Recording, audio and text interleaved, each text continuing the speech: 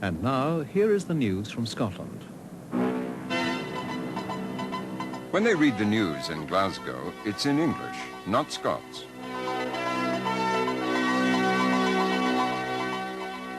If the Scots did use their own tongue, the language of Robert Burns, it would sound something like this. G'deen. In the next 2 or 3 minutes, the Space Shuttle Challenger will bringe up fra Cape Canaveral. The 5 astronauts will be in space for 8 days. It's the 10th shuttle flight. The proving of the Yeoman Bringe packs, officially called Man-at Manoeuvring Units, carries space voyaging that muckle nearer the fantastic world of Buck Rogers. Snell winds hae wrought havoc in all the westland airts of Scotland the day. Glasgow folk especially had a good wheen broken lums to thole, and while the west chittered in the cold sook of the wind, the northeast was smored with cranrooch and snow. And that's the news in Scotland the night. Frae me, good night.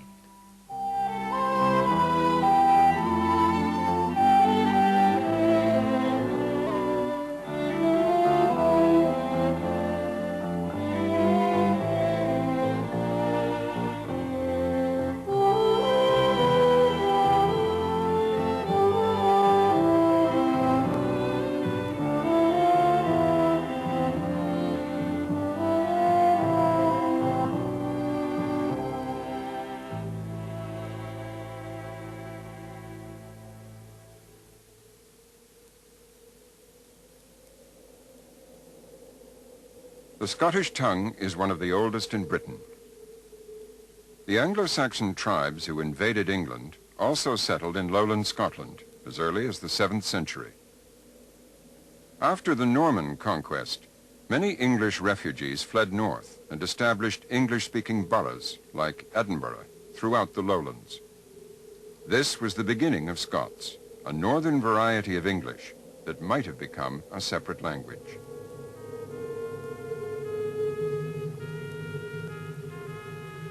Much of the distinctive vocabulary of the Scottish lowlands is now known throughout the English-speaking world. Words like brae for bank, burn for stream, glen for valley, loch for lake, wee for small, and bonny for pretty.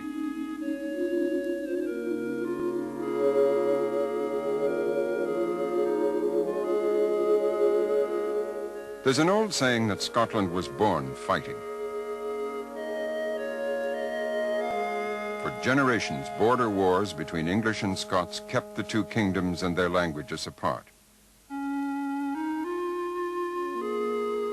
Had Scotland remained a fully independent country, its language might have been as different from English as Swedish is from Danish.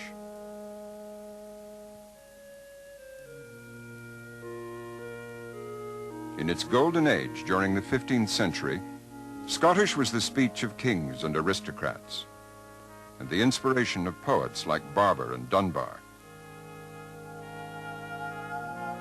You can still hear the Scottish tongue in pockets throughout the lowlands, and particularly in the northeast, in the country round the oil and fishing port of Aberdeen.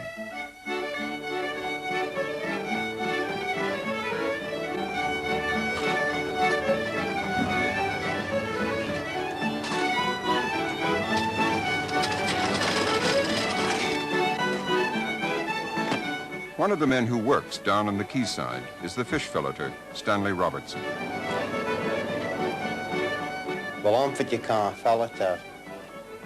If you were going to take fish out of the sea and just cook them the way they were, it wouldn't be awfully pleasant because you'd get guts and in and nothing upon them. But if I get one of that fish, I take off a fin and off the scales and I cut all the flesh off of it, because no housewife's going to like a fish the way it is. So that's the idea, I'm a filleter.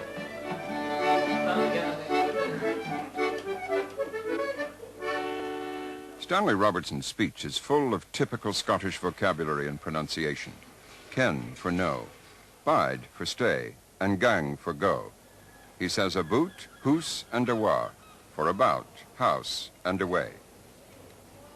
I really like to get away for the fish who snoot into the country, to get away beside the old castles, because from I was a bairn by bedroom about all these old castles, and you were able to transport your mind away to the things that happened long ago.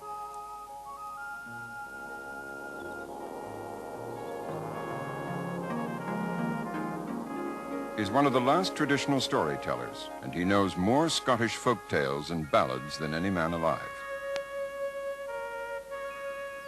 The stories that I've been told were all sort of told in a country language. This is why I tell them a day, handed in with the same tongue to the oral tradition. This is a story called Jack in the Devil's Castle. About Hiney back, many years ago, there lived an old woman, and she bed in a wee cottar hussy. And she had 3 laddies. Our youngest laddie was called Jack. Now, Jackie's due, he was a hard-working child.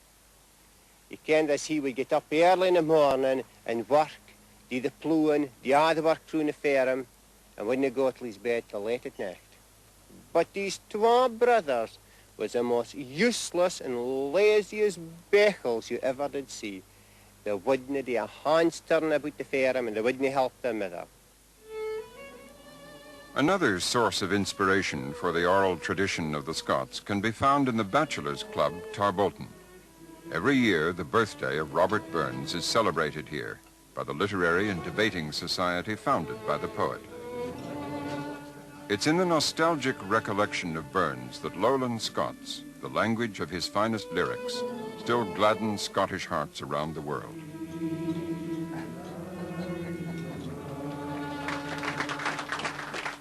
Tonight, Willie Ross will toast the immortal memory. Mr. Chairman and friends, I don't think there's any more daunting task can be asked of any Scotsman, and certainly not of an Ayrshireman, than that of proposing the immortal memory of Robert Burns. Before his death at the age of 37, it was Burns' achievement as a poet to shun the fashion for English and draw on a Scottish tradition that had become despised. He restored his nation's voice and gave Scots a new pride. He wrote nearly 350 songs. Songs that a quarter of them are masterpieces. Ye banks and braes, all lang syne. My love is like a red, red rose that's newly sprung in June. My love is like the melody so sweetly played in tune. As fair art thou, my bonny lass, so deep in love am I, and I will love thee still, my dear, till all the seas gang dry. And they say we're tongue-tied as Scots when it comes to love. Don't you believe it? We've got Burns to draw upon, and we can glory in the fact that he saved part of the language of Scotland, and he gave us this glorious treasury. It's almost equal with the name of Scotland. Gentlemen, I ask you to be upstanding and drink with me the immortal memory of Robert Burns.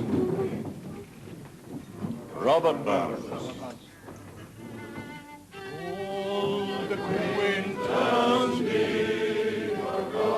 Old Lang Syne, meaning old long since or long ago, is the Burns poem known throughout the world, the unofficial Scottish national anthem.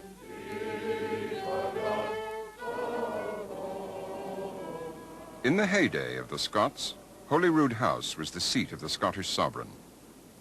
James VI was the last king to rule here. He wrote and spoke broad Scots, but when Queen Elizabeth I of England died, he inherited her throne and moved to London. James VI of Scotland left his palace of Holyrood House here in Edinburgh and became James I of Great Britain, the first monarch to unite the 2 crowns. At a stroke, the center of gravity shifted to the English-speaking south, and Scotland was gradually merged into the English mainstream. It's a turning point in our story. The separate development of the Scottish tongue had already been weakened by the southern influence.